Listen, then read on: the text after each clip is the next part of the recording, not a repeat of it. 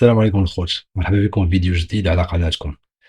اليوم غنهضروا على واحد الموضوع اللي كيخص عاصمة الشرق، مدينة وجدة.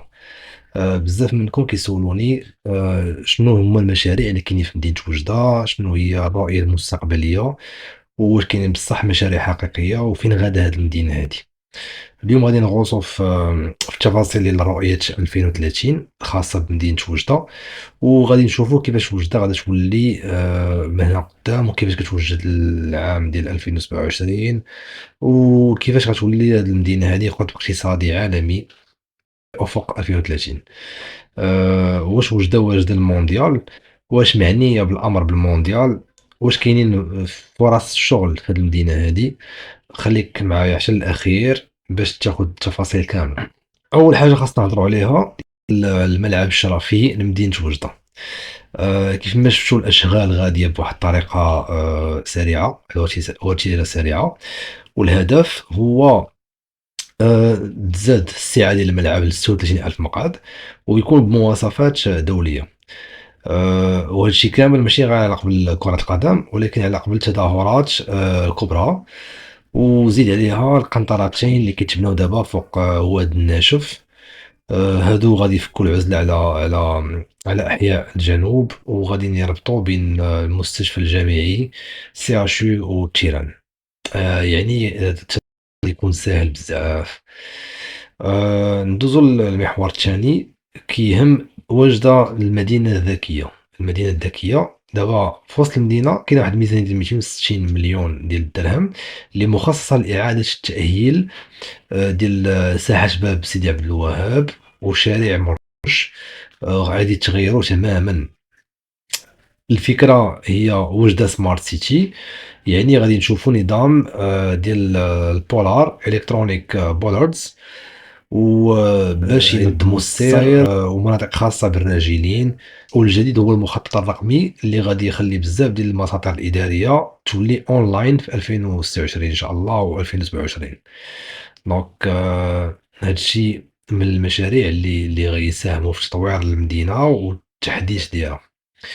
المحور الثالث كيهم الماء والبيئة. الماء والبيئة من أهم الحوايج اللي خاصنا نعرفوا هي أن شركة SRM أورينتال اللي هي شركة وطنية، هاد الشركة حطت ميزانية ديال 10 مليار ونص ديال الدرهم ما بين 2026 و 2030. هذه الميزانية علاش؟ باش يتحل المشكل ديال الماء والواد الحار بمرة واحدة.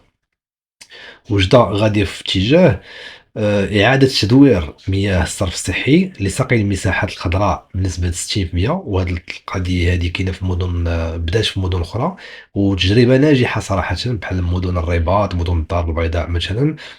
المساحات الخضراء كيتسقاو بمياه العادمة اللي تم التدوير ديالها. دونك مزيانة. وهذا الشيء كيجي مع استراتيجية الجيل الأخضر جينيراسيون جرين ولا جرين جينيريشن، باش الفلاحة في وجدة أنجاد تولي عصرية وتولي كتخلق فرص شغل حقيقية للشباب. المحور الرابع هو الصناعة واللوجيستيك. دونك وجدة واش بصح منطقة صناعية؟ تكنوبول وجدة كيتوسع. دونك ديجا كاين تكنوبول، ولكن دابا كيتوسع، والتركيز دابا على الترحيل الخدماتي الاوفشورينغ اللي غيكون ان شاء الله في وجدة، والطاقات المتجددة. قرب افتتاح ميناء الناظور المتوسط. هذا الميناء هذا كي غيكون عنده واحد ال واحد لامباكت كيف كنقولوا على المنطقة كاملة وعلى لا ريجيون كاملة وعلى منطقة الشرق. ووجدة حتى هي معنية بالأمر. غادي تولي هي الميناء الجاف، أولا كيف كنقولوا بالانجلي دراي بورت. الطريق السريع والسكك الحديدية غادي يربطوا وجدة بالناظور بشكل قوي. وهذا الشيء غادي يخلي وجدة تكون هي القاعدة اللوجستيكية للشرق كامل.